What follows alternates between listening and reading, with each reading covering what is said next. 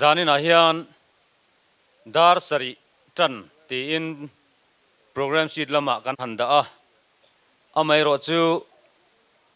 tum ang hian aom theilawa voin lama mun la tak tak atang ten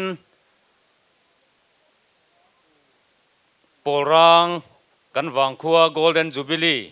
lom turin lir thei ten kan kala tum ang takin om hlei theilawa tin hetilaya a khochunga a mun ngak te po tum anga chet a har em ema voini thlengin a buai te chu la buai khop maya chung ang te ania wangin zan ina azan khatna ero hi chu tran hun pa ngai kan hantia kan tran hlei theilawa naktu jing dar sari atangin hun bi wong dik thei tur ro chuan kan zawain in buat sai tumila atha ome tin tun huna hian zan ina kan program si ta langte kan khochung la ron thleng chi alo chung ang te po chu an la om boka chung ang te po chu zan in an hun man tur ron mang mana ron thleng tur te kan la om bok ani zan in tak ai ro hi chuanin tum ang takin om a harsa a kanin siat thiam tlan te po apoimo ome hun rei takatangin polrang golden jubilee lom turin khotlang mi pui tele mun sang sanga polrang khua om darte kan in buat saya zan ina pathian kai suaina in kan be sei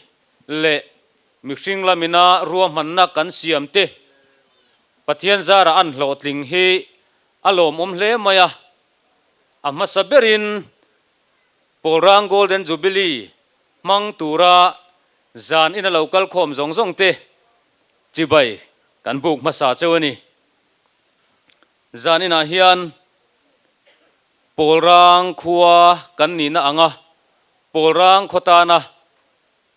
kan theina zong zong hlana lim taka hun mang turin du sakna kanin hlan bok ani e le tuna chuan organizing secretary ne na tangin kan hriat tur poimo te lo ngai thlang u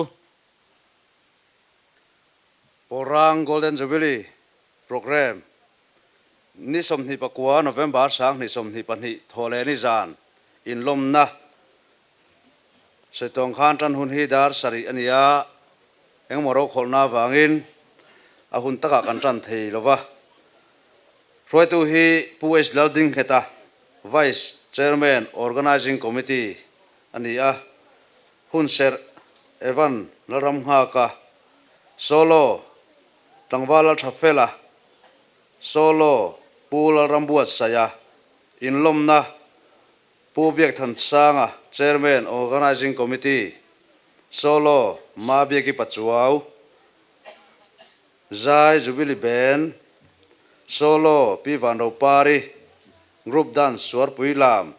solo thang ro boya thomte thusoi pu es lal ming thanga solo ke minga bantung trai na upasi vanram ha ka nan zanin function zo hian jubilee zai polten pandala la en turani e member te kim taka om turin kain khiat tirani tin zanin vek hian porang welfare committee aizol te office bearer te pu lo sang moi ina hemi function zo nu tho hian in mu khom lok anga ye ka kim taka kal kan tum don nia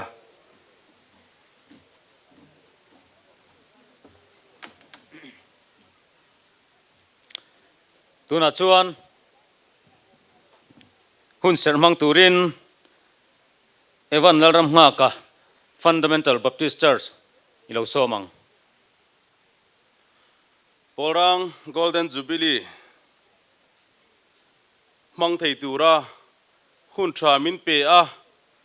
damna min chantir tu pathian chunga lom thu kasoeni zanina Golden Jubilee lomna program mang tura local zong zong te du sakna kalhana cheu hun ran a cheng khosuak mi te le khwal tha dom tak tak te helai huna hun mang tura local te an lal pai su mingin kalo lo ma cheu he chan vo hlu tak mai min petu te chunga lom thu ka soye he hun hlu tak mai mang thei tura min kai hroi tu pathian chunga lom thu ka soye ni pathian thu ka han chia range Leviticus bung som ni panga chang som na le chang som pahni na thu te tin kum som nga na chu in lo manga ram sung zong zonga chu ta om zong zong te ne na zalen na thu in puang turani in tan jubilee ani ang chang som pahnia jubilee ani si a in lom turani atiani pathian kai throi na in Porang Golden Jubilee kan mang theya alom hle mai he tiang atana in bo sai na kalpuina zong zonga sumle pai tha te ngai tu na te seng tu zong zong te zana chi bai kabu ka cheu he Golden Jubilee lim om tak hi lim tlang takin in mangai tlang takin in sia thiam ton na te thatak nei chungin he hun hi zain tanga atluana kan za kan man thei nan du sakna kalana cheu pathian hena kan tung trai ange lalpa min mangai tu ikut chak thil ti theina hnuaya om kan ni a kan tum na te kan rem ruat na te tha kan ti zong te po hi nangmarem ti puina te imi en kol na te le ikai hroi na te mal min som na te atang lo chuan a hlot ling thei lo fo mai Porang Golden Jubilee lom turin hun liam ta fe atang khan kan in bot saya voinia hun tha hun lom om tak mai kara a hun bi tak dam tlanga kan man thei awang hian kan lom em ai nena lom thu kan soye ti chuan he program kan man hun chung zong hian khotlanga te har sat na te tok lovila kan du'a i khongai na dilin i hena kan lawin hlan thar le ani zanin hian lim takin nuam ti takin hun tha le hun lom om min pe ka wang te chung mang thei tura dam na le hrisel na tha min pe a chunga i hena lom na chang shefo chunga hun kan man thei nan nangin min ompui min kai ro yang che lali so krista mingin kan dile kalome letuna chuan in mel hriat tirna kan nei donanga kan in hrilok chi lawa amero chu kan boi lo tura ngaila welfare committee secretary ten hena tangin welfare lam in hriat tir mel hriat tirna nei turin lo som phot mang in setir main Porang Welfare Committee aizol mingin zaina local khom zong zong te chipai kabu ka cheu hei zaina in setir na hun peturin kan troi tu ten min han soma lomong khop maya chuti rual chuan Porang Welfare te hulama soi tu te chanvo han chang te po du angin kan ron kim thei lawa hoi kan ti leya mishing hi kan tumangin kan om lova har sat na te kan tok thut thut thina kal tum reng po zanin an mel mu thei lo te kan le zela zaina hian kan han lam chua kanga chungte chun thei lo na te kan thet kan soi chun zom tur angai taila tha ome World Welfare Committee sang ni som pakwa atanga voin ni thlenga kan hruai tu te kat lama piang kha loading sela chairman pu h lal than moya good bang in lo lom te ani hi tui kwal a cheng ani vice chairman pu h lal ram luna ram tharveng pu ke ro thua ma vice chairman ani hi o e so kan nunglama sana secretary pu ti silal khuma chon pui ani o pu ke ro thua ma kharam tharveng ania tu chuan assistant secretary hi mel po handina zia deu ber ngur sang zula sailo tuna introduction petu hi gani ram tharveng aizol treasurer pilarin thangi ania ani hi dengi te khanan nuai ve a manjana ob meeting kan ne ya chuna ron kal ram na a hei zanin chu ron thleng zo ngang lo ani pirin thangi tan khawai kudin bank teang lom ome Financial Secretary Puti Silal Chanthanga Ram Tharveng Lom Ome Information Secretary Te Pu H Lal Thansanga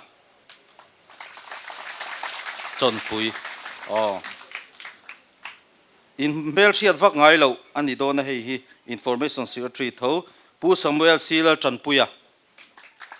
Aring Arsia Khan ring dem Putin Bank Teang kan sia ni mo lom ome chuan advisor hi pani kan neya pu e vanal siama ani hi khulai khula thua ram tharveng ani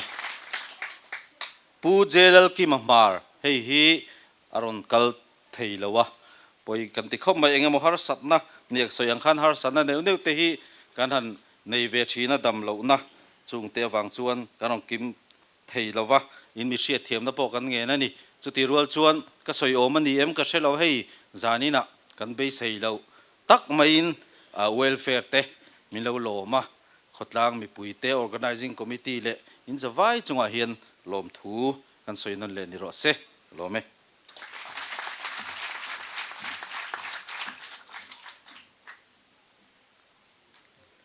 Polrang Welfare Committee tichunga lom thu kan soya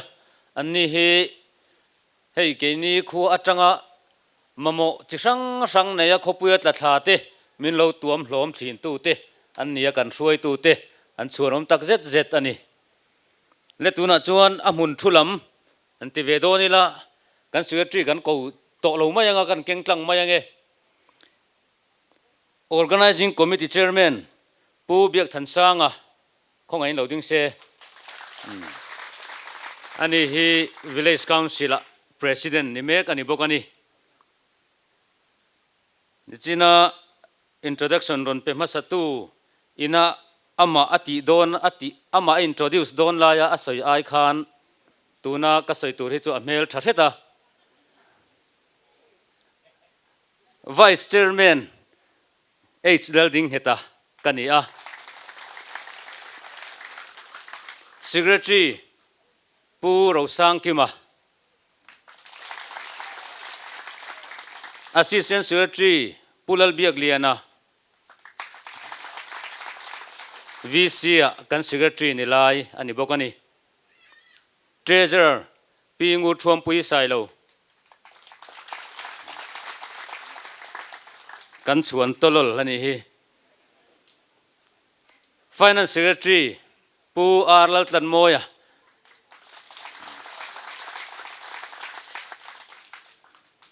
zanin chu mela tha e ani po khonga in information secretary pularin tluanga pachuau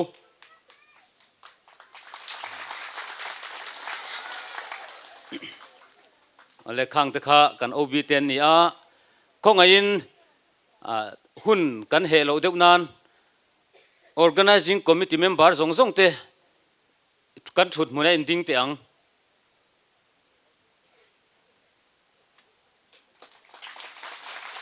alom ome organizing committee chairman kha VCP kan ti a VC kan vice president pusi vanram nga ka ading zuk to na khongain an ding le te se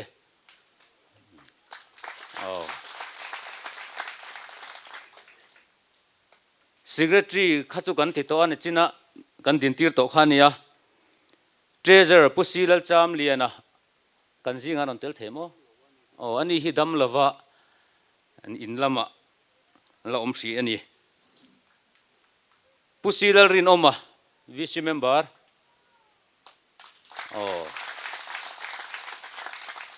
Pizai Limpui VC kan member bok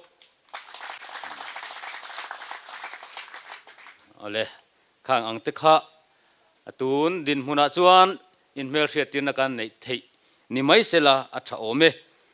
le kan program lama kan kal le ma in thil poi mo tak mai thil pakhat han ti tur kan dong thara hetilaya tran nu khan kan donga alom om khup maya ka soilan ma in pusi zading luaya fa te khonga yin in thut muna handing teu kan zinga hen omem khonga lo la ding lok teu kan rual u te chuan en reve gang karing tiro tu na community hall omna khimi muna om thin te kha an ni ka khe roi ke pon chu ti vel chu ni an omna chu rei ve to khop mai alom om lu tu ke khonga yin in zinga mi kharon chuak thei in han in siam te u hela hian kan som te ang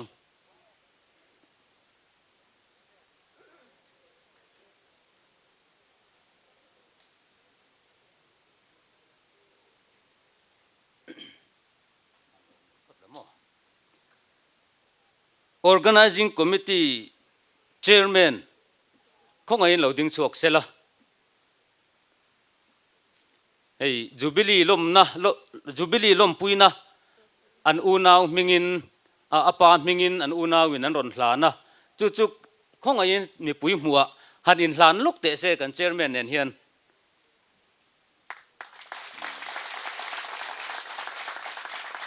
alom ome an chunga lom thu kan soi tak meu ani le tuna chuan mi puite min oi him turin in ti tong tlangwal trafela hei hi lathan saksa omania lamang kalo le ta ti kha alak lo khop man ron than dan hi a heading po ni lovin thanani mau maya chuwang chuan sak ngei po ngai merani tlangwal trafela kan so manga hemi zo hian pulal rambuat saya hriat rengna dai lo se ti hla saturin kan som zui ngal ni sela athange tuna tlangwal trafela kan some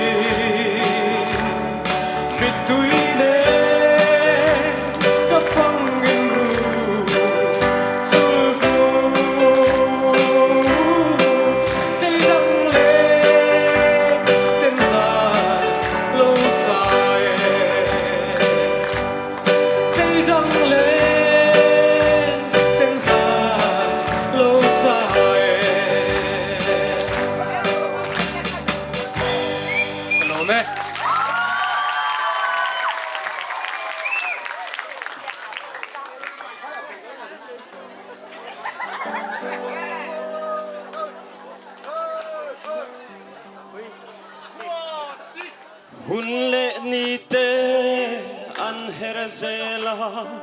kuan ruatin vang ko chulhu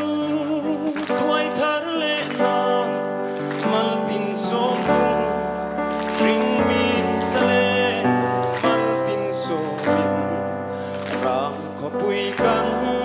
tin thar le ta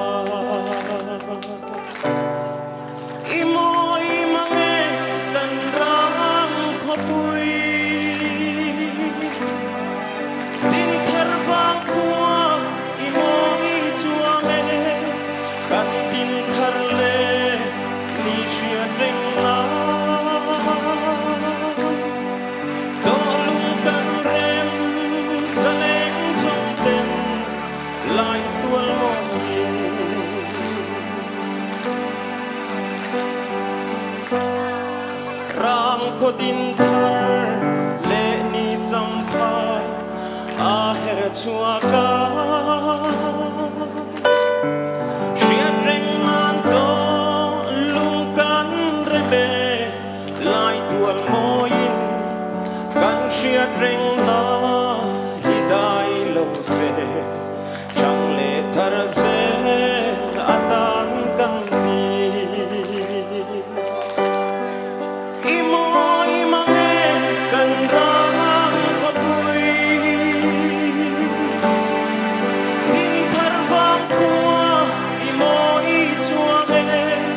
kan din thar le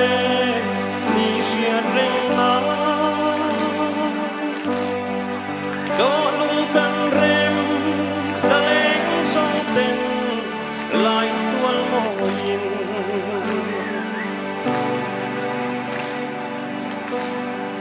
kan mai sual tri kan ni champa an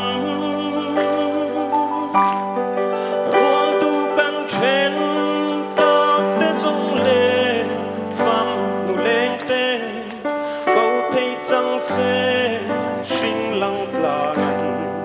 kan rang ko thar za ya oyan imoi mange kan rang ko pui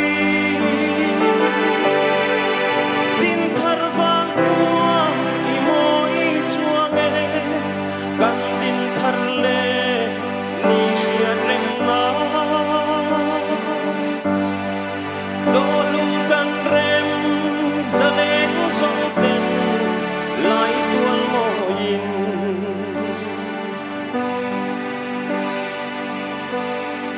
ful se lang che kan rang khopui khua nu saran lung du len rual song tenen kan choi nang che matiang sona sang sual selin kuanun hual se kung truang ata imoi mange kan rang khopui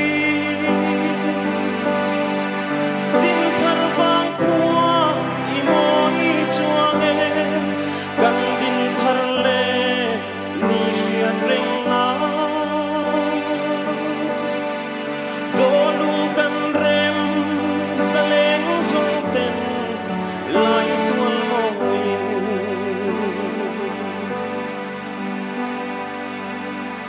kan lo be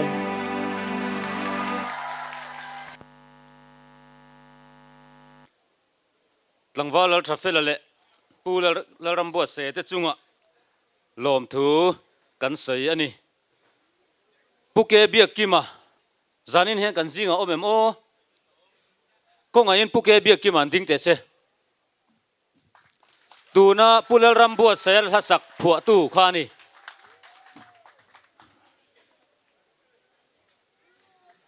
tuna kan luamek pol rang khua din thar le ani dona anima saber a chung ko ai o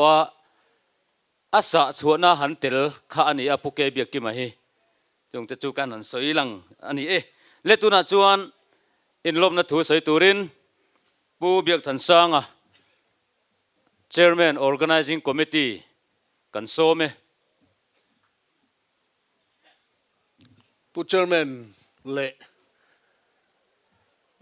Polrang Welfare Committee Aizol tele Polrang khua ngày na am ngày tu tlang than than na zong zong te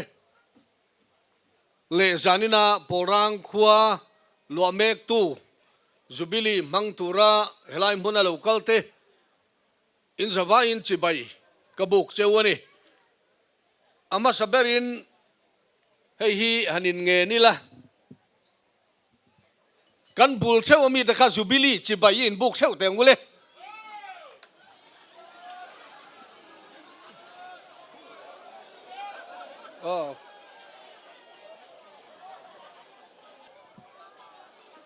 alo mo me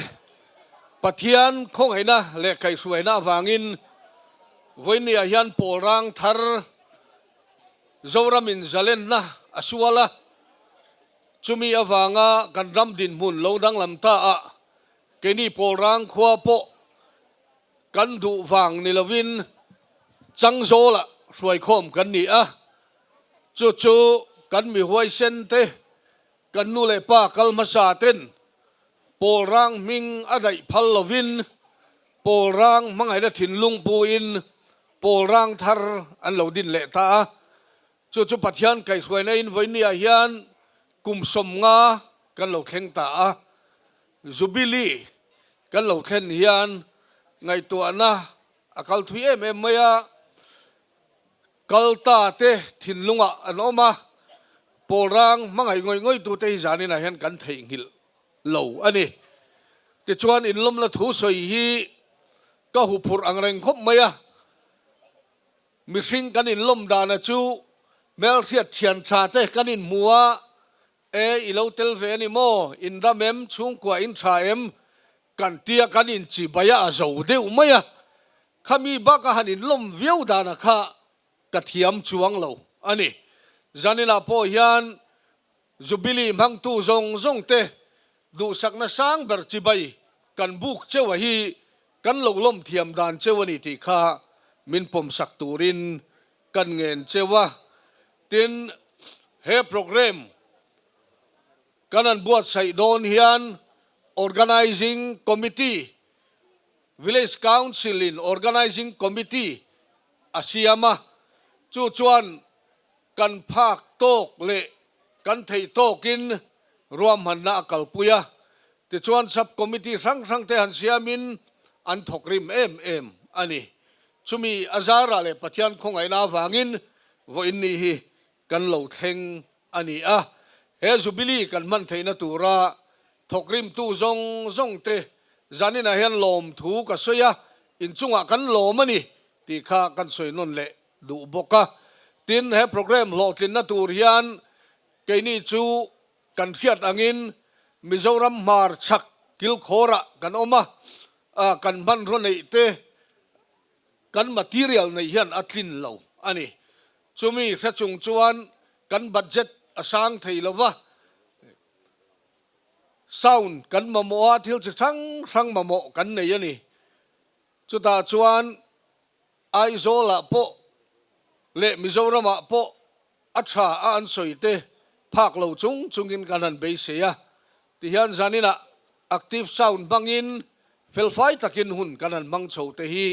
anni chunga po kan loma zubili chi bai kan buka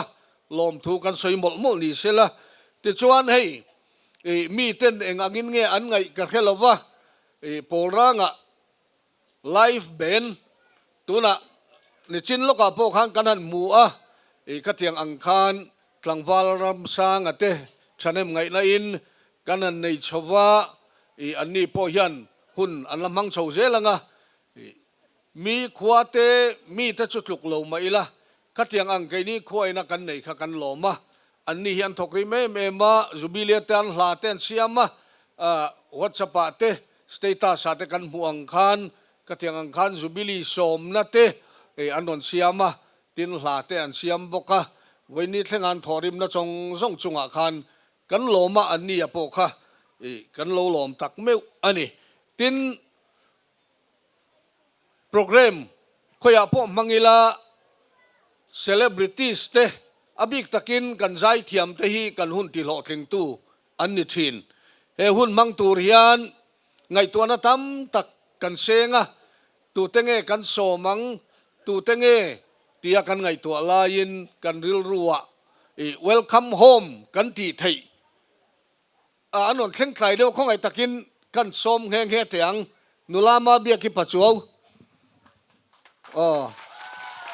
pu thang ro mo ya thom te ani kha voina program nei chungin ti khan anon kala ani pani hi chu keima mi mau tak po kanau te kati thei anni chutiang ang ani awang chuan pol rang tan chuan ti in zanina hian anni Mizoram top artist te hian ret an nei ani chumi atanga 50% chuan pol rang tan ti in anon kalani an mingin ko di beng le teang kan lom ma kan lo loma du sak na sang ber kan hlan ani ti chuan omi hi anon kale mo san ini omi khiang te ani po hi pol rang khua kan ti ngam apu pol rang khua ania tin kem hinga ome mo kem hinga po hi chu tiang ang bok chuan pol rang khua apa pa le apa nu te hi pol rang chu chuak dik tak ania chu tiang ang chuan an ni poin pol rang tan ti in ni chena kan soyang thau khan an thei na te an ron mang do naอันนี้อาคาถิ่นลุงตะกินกันเราเวลคัม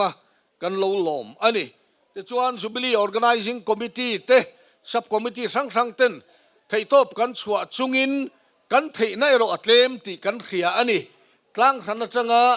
เราโหเตะเราเกลเตะอินเบย์เซเลอินมิดคนถงตอกระวังตีพวกกันริงกันภาคตกอ่ะมินเอ็นเทียมกันภาคตกกะมินไงนาเทียมแต่พวกกันหันเงนะตินจานินะเราละแข่งเวลนักตุกเราแข่งตูแต่ส่งเนินโปกันเราหลอมเจวะตินโปรังขวานี่แค่เรากันจูบิลีมินลมปุยตูเลยมินมันปุยตูแต่พอฮีเขาเช่นออกมาจังแต่พออินอันละรอนกำลังติกันเขียกันริงบกะจงแต่พอจูเวลายาขอหลวตูเตอันไหนตูเตเฮียนเราเอลคัมถิ่นลุงตะกะกันเหลาลมอภัยหมดเลยอินกันเสียอันนี้ตินจานินฮีทุตำตักกะสวยโดนลวะจูบิลีลิมตักเล่ลมตักมังเช่าตูรินอินสวาอินดูสักนะกะลานเจวนี่กะลอมเม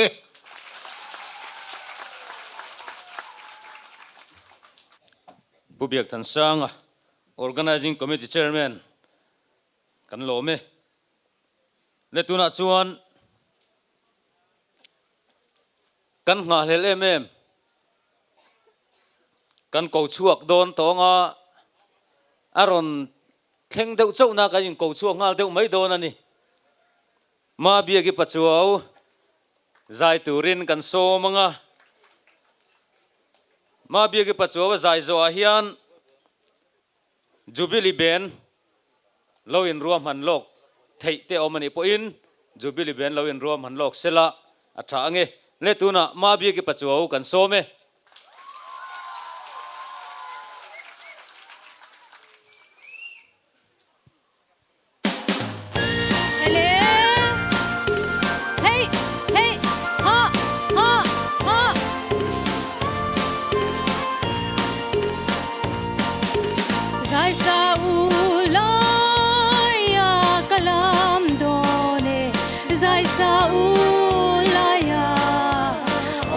Kalam do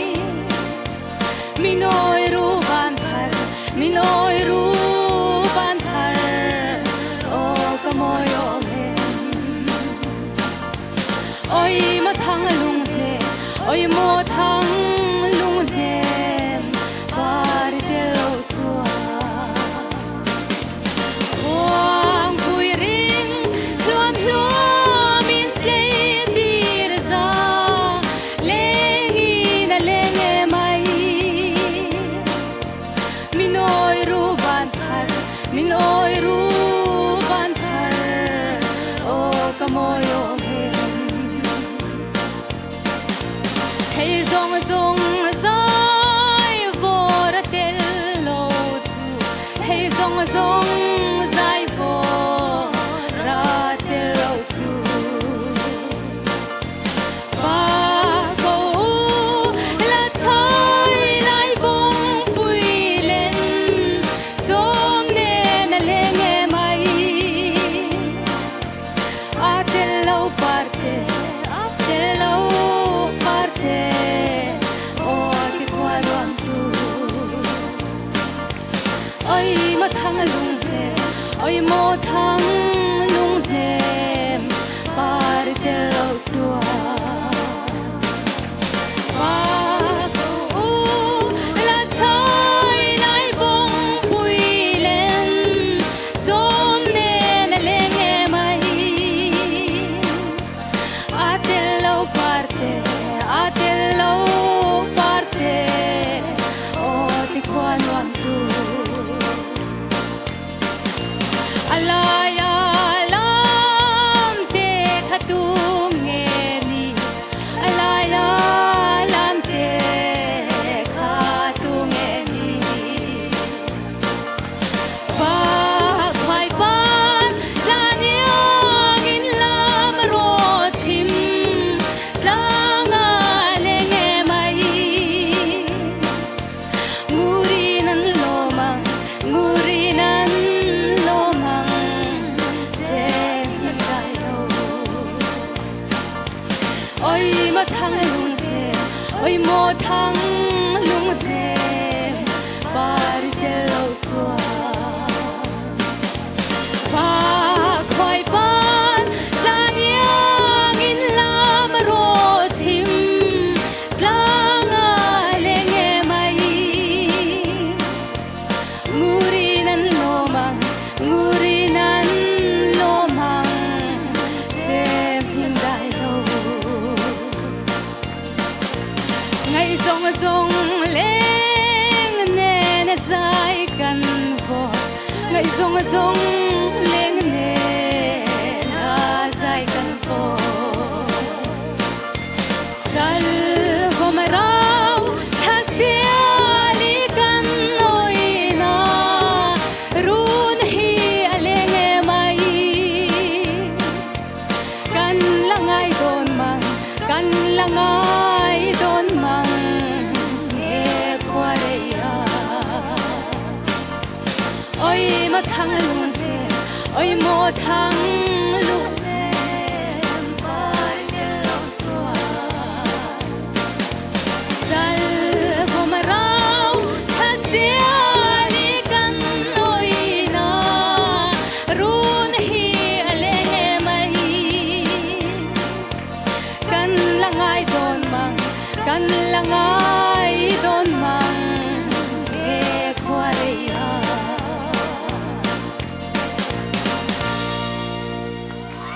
Kalome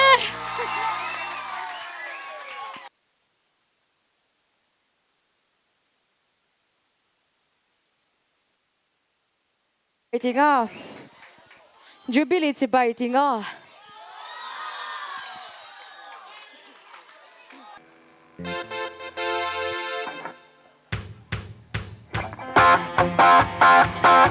Hãy subscribe cho kênh Ghiền Mì Gõ để không bỏ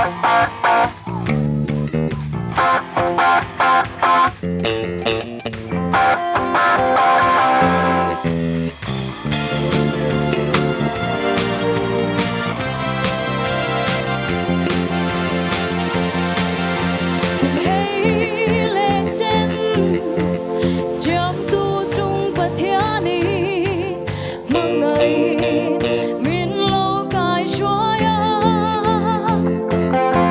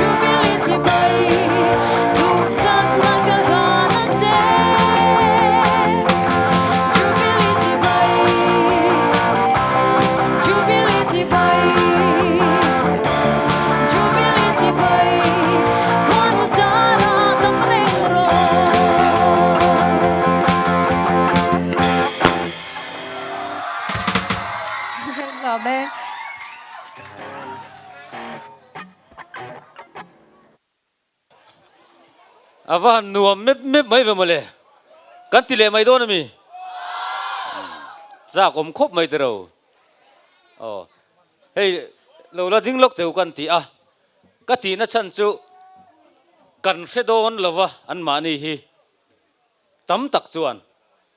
chu an mani ha in mel ria tir ve hrim kha kan du deuh leka hey kabula ding an zai tunu ber hi lalrin thari ania pusai nging lawale piwan lal choi te fanuni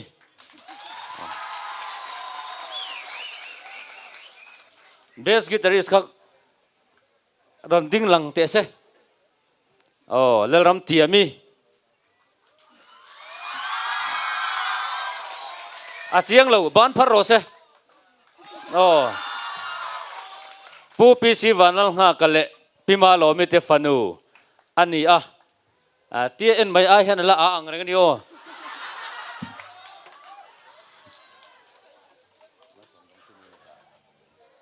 mal som dong kimi somi an ti maya headline a sen chi na hanon pen sok te hei po hi angai thau te fa khania pupi si wanal nga kale pima lo mi te fanu ani chuan ki an keyboardist ki achak berami ki kan thiam shelo ten lo omanga tero LT ania lal than moya pike za ching le pulal biak hlu te fapa ania chuan akai suai tu ber hi tlangwal ram sanga puke lal biak tuang le pilal hupui te fapa ania chuan he lama hian lal nun thara kan nau te ania ni hi ani hi pu pi silal fam ki mele pilal zom li ani te fapa ni an chunga kan lom hle ni le kan lom tak zete ole tuna chuan angai hlir han zai tir a thei chuang lawa aya zai thiam po han lat tamani o nakina tuna mi te po khan la zai zel don jubilee ben hi chu jubilee chung chuan an ri deuh tlut tang le tuna chuan pulal ram ngai zual hla pungai hi tuna aizol chinga venga aom to aron kal vem le tun tuma hian kum lama upa deuh hlek to an taksa te lo chak lutuk to lova mom rang tlang pui ti pulal ram ngai zual hla phua pi van ro pari saturin kan some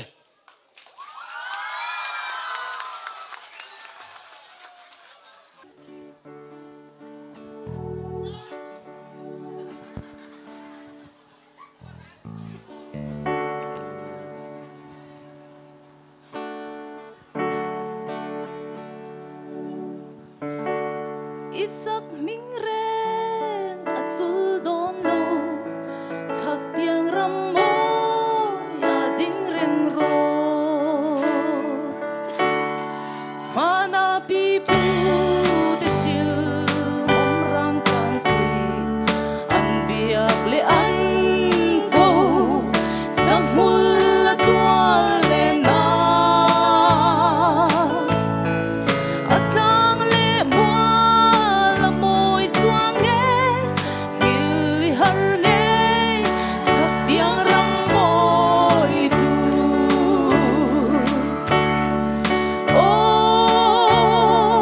mor ba ten ru nan rem sa thar tin sai le ngan noi da nung cha tin re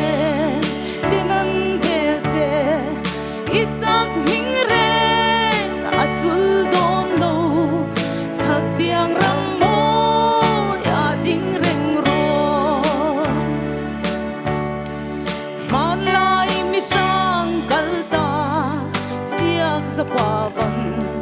nang ma belin lal lai lo rel na ta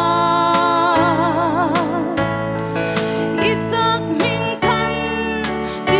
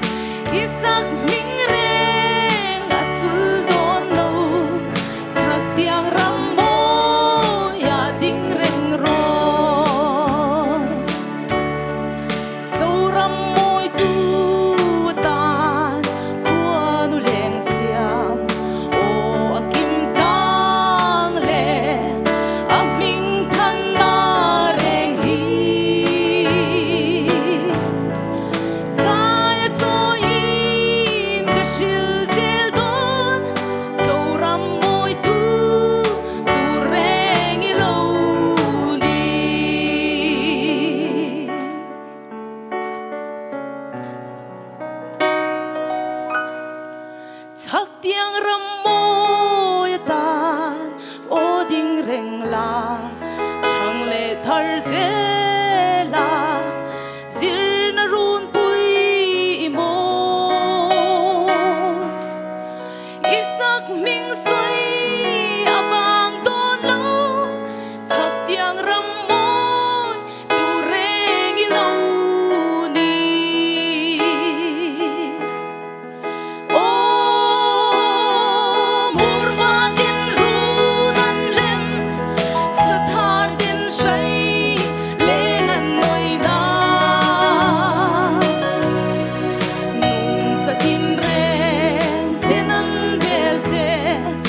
isak ming reng at sul don lo chắc tiếng râm môi ya ding reng ro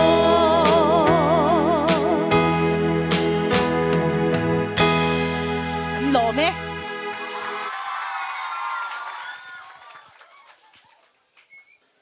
le tuna chuan group dance kan thlir ho do nanga chumi main thu kan puang angi o hei kan thut na la ya hianin kan kai te uluk mai ni khonga in stage sa hianin ron lon lo thei chuan kan lo mutang ron thau ke kan omani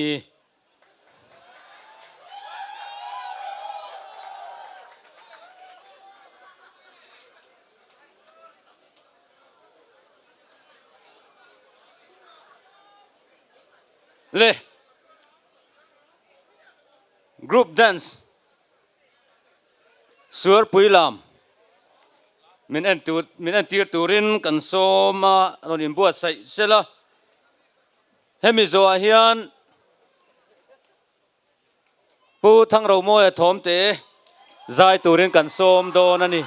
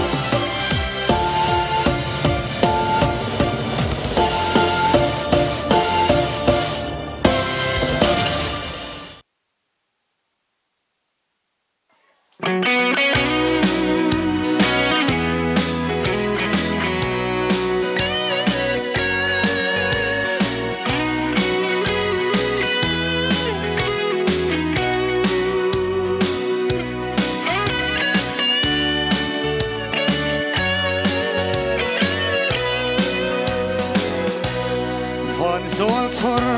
thalo en khian lung min len ke zong chung tianga thokin leng ila limni ka tong ma na lung min len tu chian du ta vang kho pui tualan ma ten va in ka tham vel ana lung len zong waya chul mayan zong ka phalo an herliam parang kan hulai li o ka chian khonge hi ta pialeyan karon zong zel se ngayin ka au ruai ruai che len rual zong zinga isak mel ton ni om lo ariang lungdam na nang nen kan sul nu zong te an herliam le chui kachian tu takrim zai vor dun kanuam nge ye waya chul mayan zong kapalo an herliam parang kan vulai li o kachian khonge i omta pialeyan karon zong zel se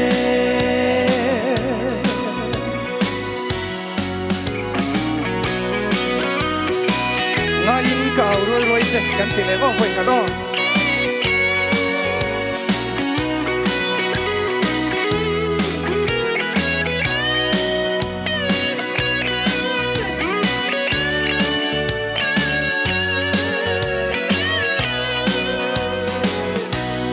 ngayin ka au ruai ruai che len rual zong zinga isak mel ton ni om lo ariang lungdam na nang nen kan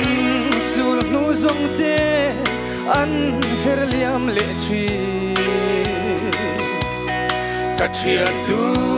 taklim zai vor dun kanuam nge ye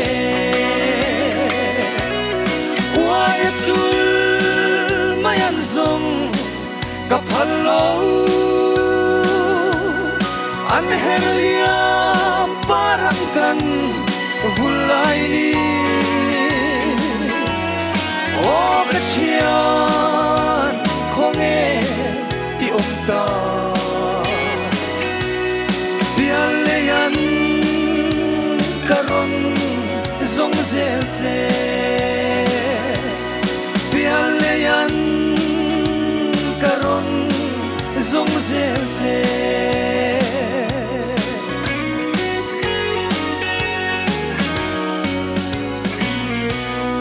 kalome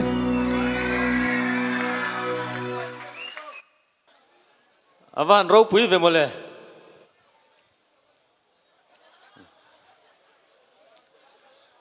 le tuna chuan thu soi kan ngai tha anga tuna thu soi kan som tur hi polrang lal tupa ani a pu es lal ming thanga tuna thu soi turin kan some ngam sain kan pathian kai khroi na le ve na wanga helai mun na lo tel thia kom hi pathian ne na lom thu se polrang lal chung te ayo thu sei no min pe ka wangin lom thu ka thila che helaya ke polrang lal tang khu masai lo tupa great grandson Claudin na chan hi kapa tele kani te sel na Thalawin telpo anron tel kim thailo a tel thei ber ka patea lal tluang a sai lo po a khisel na a Thalawin mi puizinga ding theilowa an ai karon otani ani hi zanin hian sai tuala kani naria ka kauro sa kani sai chingi fapanen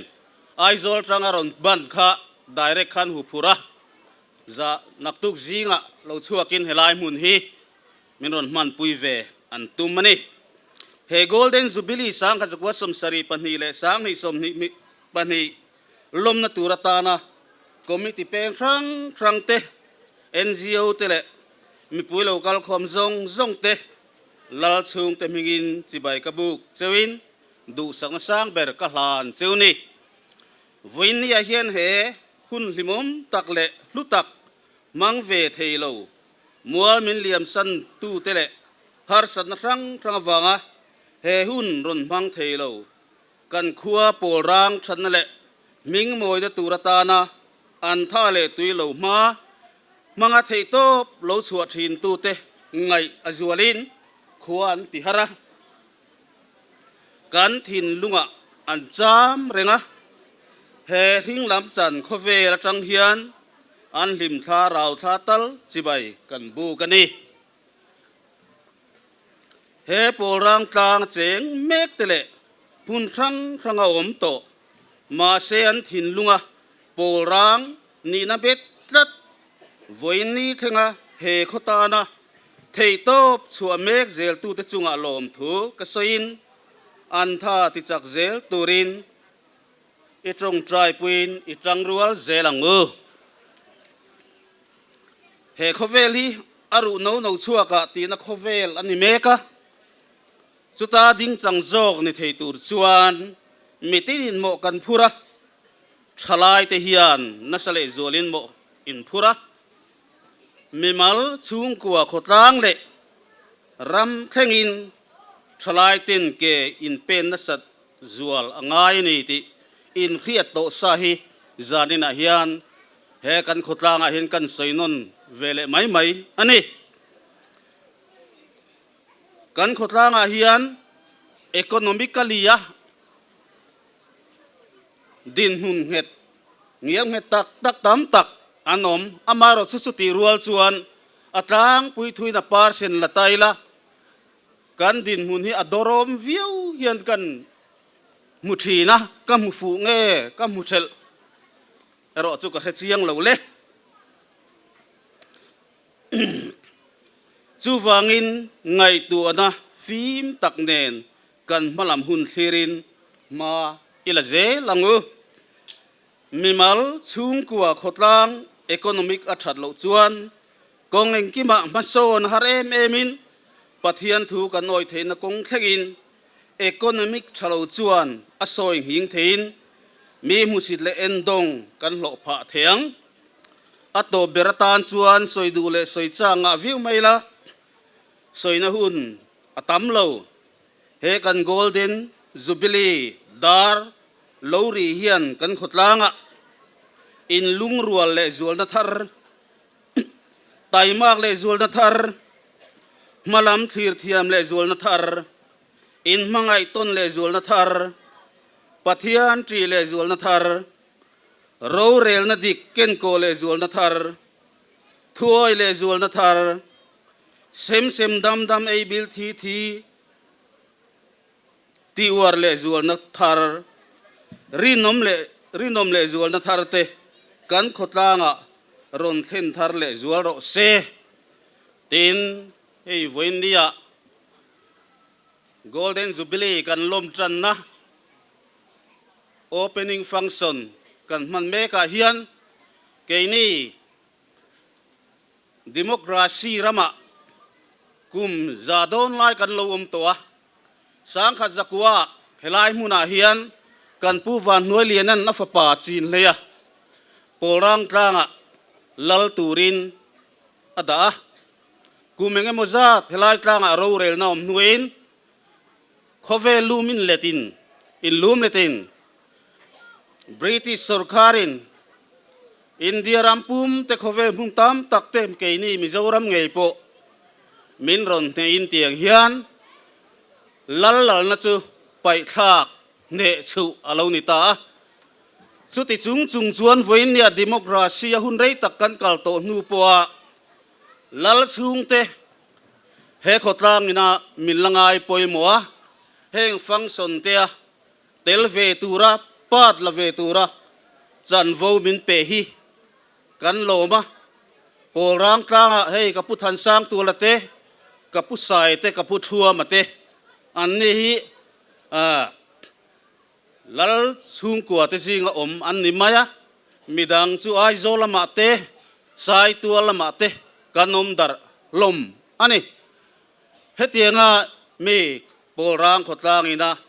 lal chung te min langai poimo hi thin lung takin kan lom tak zet ani ti kha kan soinon ni se a thome ti chuan hei he khotlang hian an phut wang po ni lovin golden jubilee kan lom don ta ka chuan engtin nge ti thei ve kan neyem keini lal chung ko hi miro puitu ma om kan nom lova mire thei te te khoi molaya han zia leka cheng sing tel cheng nuai tel han la thei tu ma kan om bok hek lo chu wangin thorim nara liu liawa ei ve trok mi thleng ri ruala ri ve mai kan ni amai ro chu golden jubilee be alo thlen don ta ka chuan khoi nge ate thampo ni se lom na thil ti ni chuan kan khotlang hian an pom thawang ti in an mamo te kan han zo ta YMA hi chian ni than ni apo an ni hian van tlang an huap bere tin enge in mamo kan han tian ni chuan active sound an tia ta chuanin an mani po ai zo la lokalin an duang thal kha an thanga chuanin no dorjon som le pani nen an man turin cheng tam man phei chu ni lo cheng sing ruk singa borvel ni ingkhria chu tiang te chu zanina hian polrang YMA ne na he khotang ta na tula pianga an man turin lom takin hi ka hla ne ka lome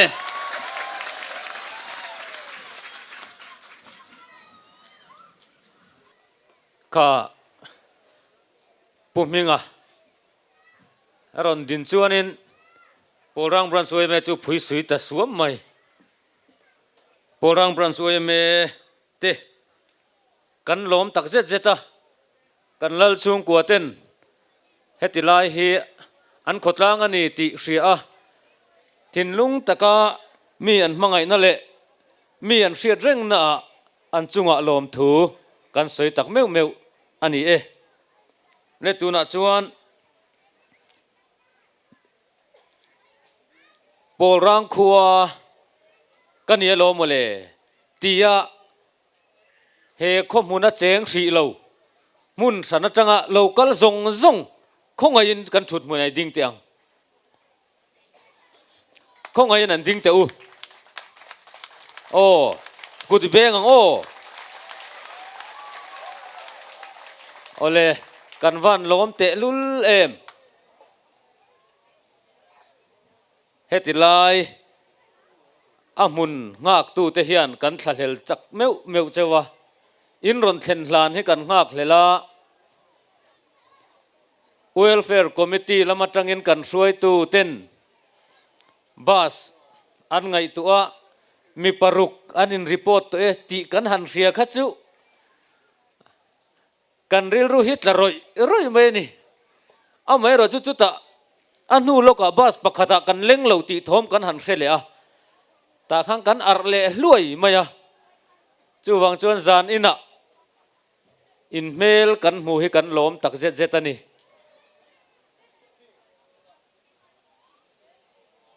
tuna hian rei lo te engemo kan in pot fan lok don ani khonga in lo nga gang ke minga lo theng alom nang kuti bengang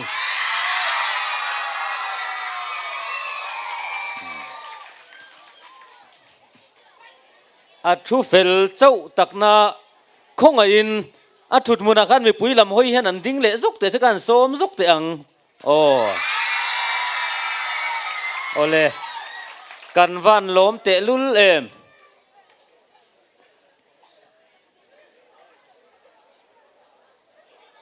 tun zana hian kan hun hi a thui to lova kha tuna po kem hingate an motor lam a ege moro kholnan han nei dewa kong laka an ron tluang lo de ulaka hetilaya tangten an chung ten an valama chuti ang chuan har sa takin man mo takin an ron kala zan ina hetilai muna kan be se na te ti hlo tling turin tuna hian cho ei to nge mo ti velania chu tiang chona ni poron tlan chawa kan van nei tak zet zet ani kan zai thiam kan som te ke ni khuwa heti tak mai min ngai poi mo hi kan lom em ani han ngai poi mo na tur dang vak hi chu kan nei vak lowa tin zanina hian zai turin kan som le ram dona ani pon min riat thiam ram kan be sei ani tum ang hian kan om vek lo lak lo to boka tum anga om lo theu ani dan hi ni chho mop mai la thamai o me te ro kan som don em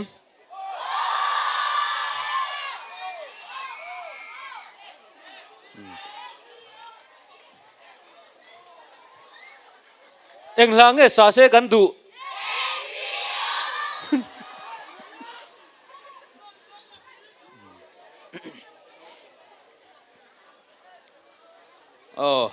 le ama hi tuna khan kha aron thleng che nia a tho la tam ve vi winari nom box sia eng tin nge mo kan ti don ni te ro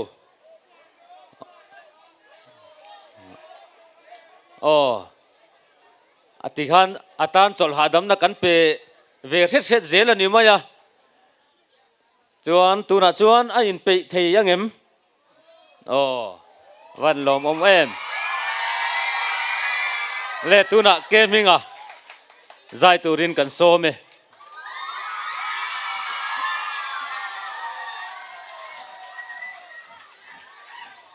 hello in zawa in chibai vek ule anh ta sunom khop mai hei kalkonga boina eng mote kan non toka kan non thleng ve thei sama helai mun te thlen hlan kan nga hlel te reng nen kan tumai kan non thleng hara poi kan ti khop mai in zawa chunga ngai dam ka dila ma se ngai dam dilan kan zai te pon yang zetara polrang kho chuak tho hi kan nia kapi le kapu te tangin kan khua ve tho ania chu wangin kema ta ang vekin karon en don ni mo kema ta nga ken veka wang hen ka gitar alai pui ka hon dai wei the ni ani le hela hin shiat zong ani no pang ho kha eng lang in siam kha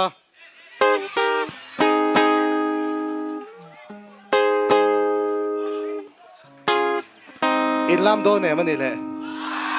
kan dress code ti kem kan se me ti kem lam ang on ni le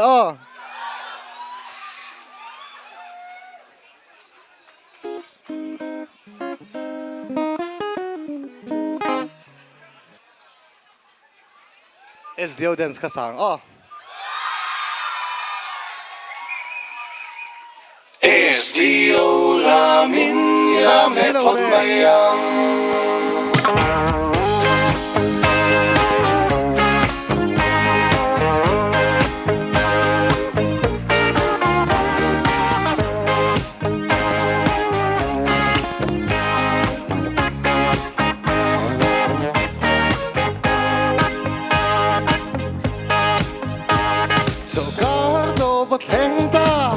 party le ango kan ral thum phom kim nen ka classmate zong te downtown le ango in radium le kan dress code le aseme handik em mai se sio la min ni lam le pot mayang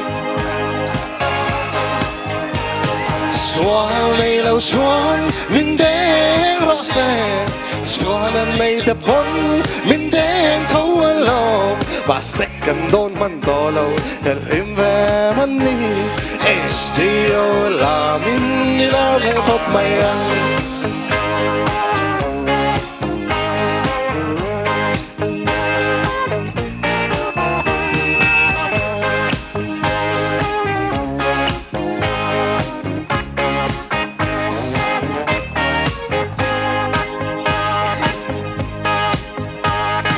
chân đi chân hung quam te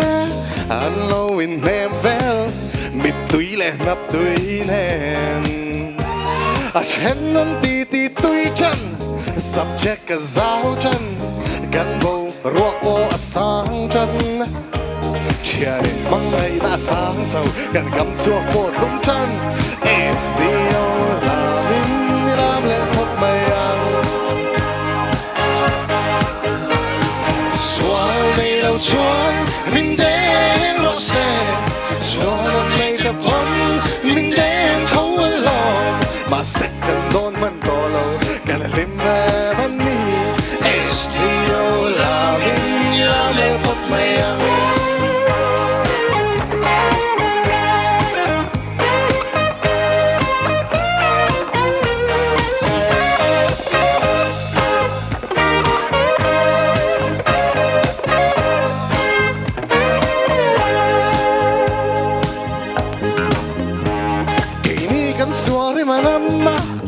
dẹp tù ra ống lâu cần thiếu thì nó giữ béo mà sẽ chân cắt tê rô chú anh xua đi mà nắm lâu khơi nghe một bối dô khăn lê mà sẽ cần đôn bắn tổ lâu cần tìm về bắn đi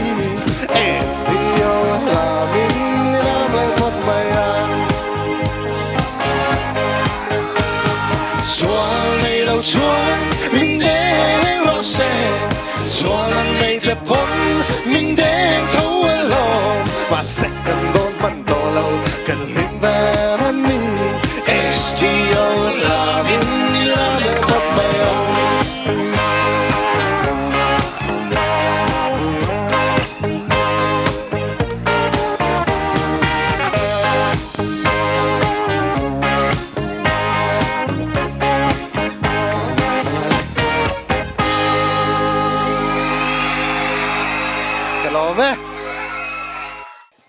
avan nuam ve tro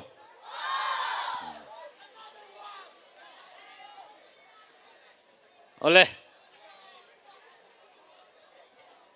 Polrang Golden Jubilee lomna azan khatna kan mangania kama ma azan khatna chau